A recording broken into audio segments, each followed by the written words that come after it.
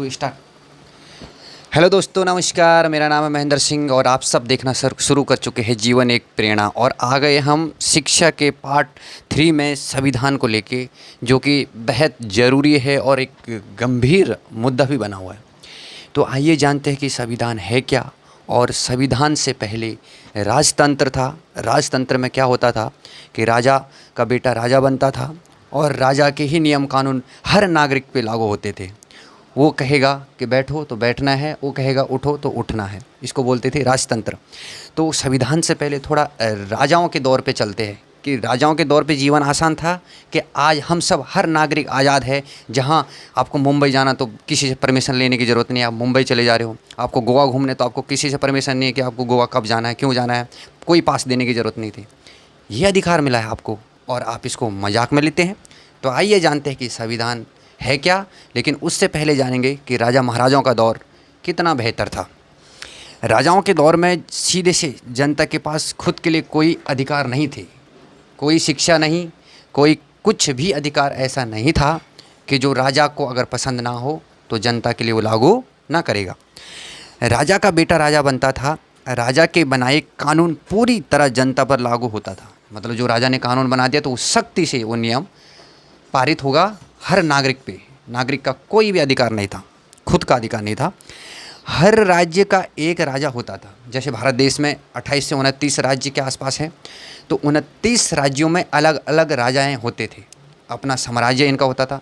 जो जितना ताकतवर राजा रहता था वो दूसरे के राज्य को हड़प लेता था और वहाँ की जनता को भी अपना बना लेता था।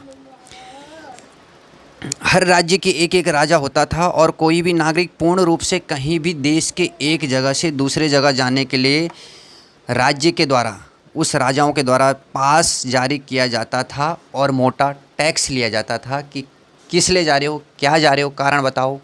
और जो तमाम बुनियादी सुविधाएं थी, ये ऊपर तलबे के लोग, जो राजा महाराजाओं के मंत्री और जो तमाम ऊपर पदों के लोग रहते थे, इन्हीं को सारा सुख मिलता था और आम नागरिक तक बुनियादी सुविधाएं नहीं पहुंच पाती थी। खैर, अभी भी ऐसा लोकतंत्र में बहुत सारी जगह है, लेकिन फिर भी अगर वो पढ़ लिख जाएं तो पूरा अधिकार मांग सकते हैं, लेकिन ऐसा लोग जानते नहीं हैं।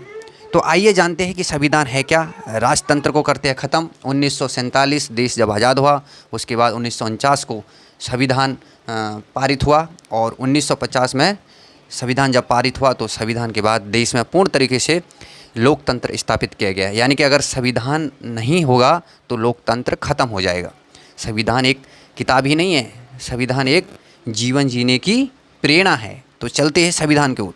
संविधान ने मौलिक अधिकार देश के हर नागरिक को दिए हैं।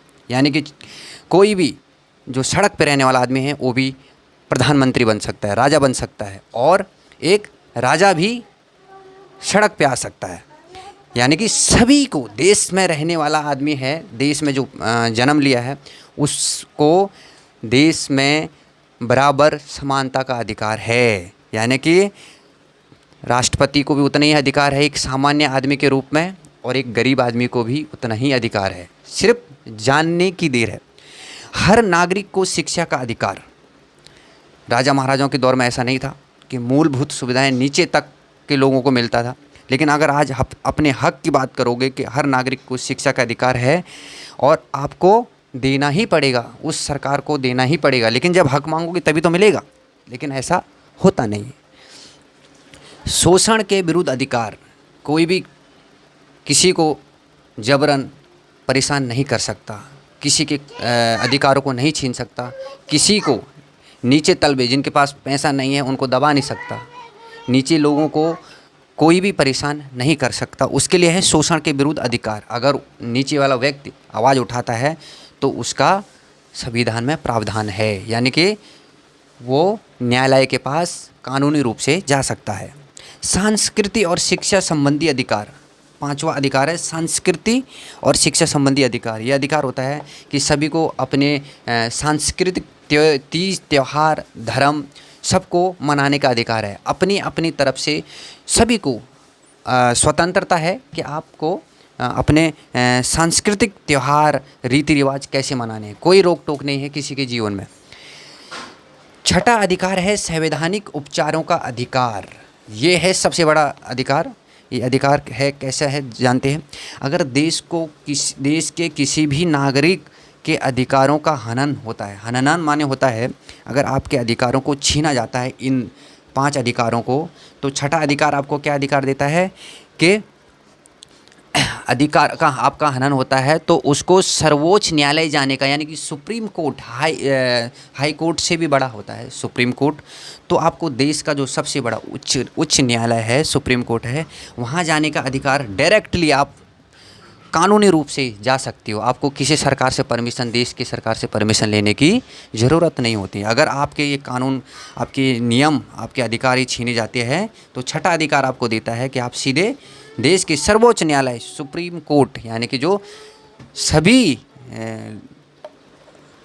अधिकारों पर नज़र रखता है वो है सुप्रीम कोर्ट।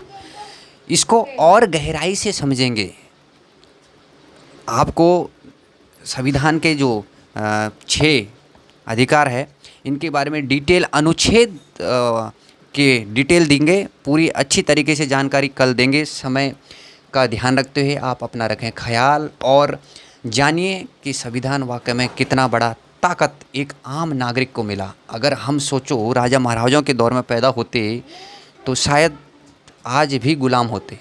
तो बहुत बड़ी ये आज़ादी कहें जब अगर संविधान मिला है तो बहुत हम सभी के लिए अच्छी गर्व की बात है। और रखें अपना ख्याल, कल जानेंगे संविधान के बारे में और डिटेल, जो आप सबको एहसास करा लेगा कि एक संविधान में कितनी बड़ी ताकत है। बहुत बहुत धन्यवाद।